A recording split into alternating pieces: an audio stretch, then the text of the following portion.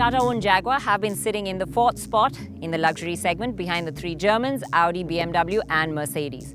Well, they've just launched their new baby XE and they're looking at it to make a difference. Well, this is the car that will appeal more to the masses. It's their entry-level car, so it has a lot resting on its shoulders. Can it make the difference? Is what we've got to find out. The version we are driving is the Portfolio, which is the top spec.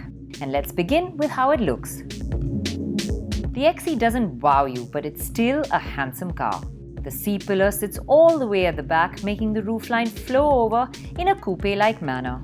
The front carries a muscular bonnet with the typical Jaguar grille flanked by the J-blade running lights.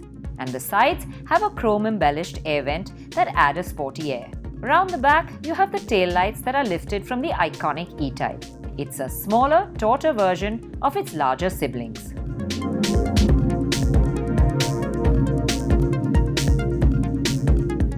The novelty in this segment, really this gear lever that rises out of the central console, typically Jag style, but it's something new for this segment. And apart from that, basically it's an uncluttered, simple interior where quality is really good. You've got nice two-tone leather coloring across the dash. You've got a shiny, glossy black along the central console. You have the in-control infotainment system over here with a touch screen.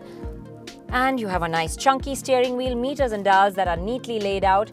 And of course, what I really love is this cowl that runs along the dash and around the door, sort of holding you into this cabin, making it feel like a cockpit, making it feel very sporty. Apart from all this, you get a whole load of equipment.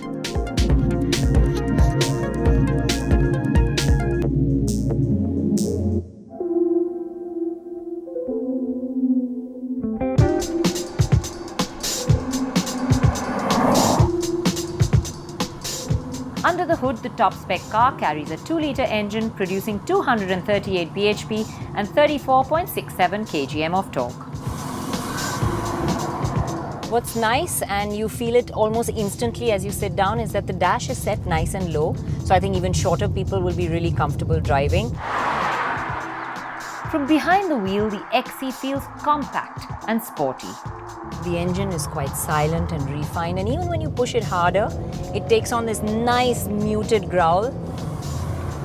But even other than that, overall the cabin is quite silent and it feels like a luxury car. But the engine is more than just refined. Now when you do put your foot flat to the floor, you get this big smile across your face because this engine is punchy and strong. Flatten the throttle and you're served up by a giant wave of torque. Now the XE has 4 modes that you can drive in. There is normal, there is eco, there is sport and there is winter. Now if you are in normal mode and you are driving, cruising along and you want to get a sudden move on, if you put your foot flat to the floor, you'll realize that the gearbox does hesitate a bit before it gets a move on, and then there's this sudden surge of power. But there's 2 ways to eliminate that. Either use the paddle shift or put it into sport mode. To accompany this punchy engine, Jaguar have a perfectly balanced weight distribution and a light but stiff chassis, meaning great dynamics. The XE really lives up to Jaguar's promise of performance with dynamics. Not only is it quick, but it goes round the corners well too. This steering is just absolutely so well weighted that it gives you this incredible sense of confidence while driving this car. City or highway, corners or straight roads, the steering always offers the right amount of feedback. What's all the more impressive is that once in the back seat, you realize that with the great handling, the ride is spot on too. Well, the seat itself is comfortable here at the back, but it's definitely just for 2 people because the middle part of the seat is contoured and the central console extends all the way to the back, so there really is very little room for a 3rd passenger over here.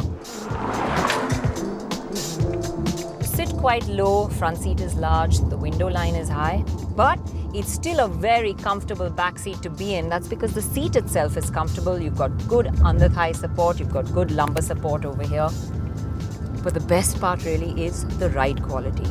It's just so pliant. It sort of flattens out all the bumps, potholes, doesn't let anything filter in through to the passenger. And as you pick up the pace, it's flat and composed as well. So you don't get tossed around, and long journeys in this backseat will definitely be comfortable ones. The XE really impresses. And if you enjoy driving, there are no two ways about it. This car will please you at many levels. But it's not just the thrill factor it offers up, it's the luxury experience too. Now, the car that we drove was the top spec, and the lower spec one does lose out on some equipment, but most of it you won't miss. The big differences are the sunroof, the xenon lamps, and the 360-degree camera. And of course, the 40 bhp less power. But it's also 7 lakhs cheaper. Well, I asked myself at the beginning of this story, there's a huge burden resting on the XE's shoulder, and does it have what it takes? Well, after driving this 238 bhp version petrol, I can say a resounding yes. It has me smiling. It's an absolute delight to drive. Once you get behind the wheel, you just don't want to let go. It raises the benchmark in terms of performance, in terms of dynamics, in terms of ride quality as well. The interiors are good and it comes well equipped. So what's the hitch? Well, one big one, and that's the price. At 46.5 lakh, this one pretty much prices itself out of the segment. So I think maybe the 198 bhp version, which is lower spec, might be the more sensible choice, but I'll just have to drive that and see.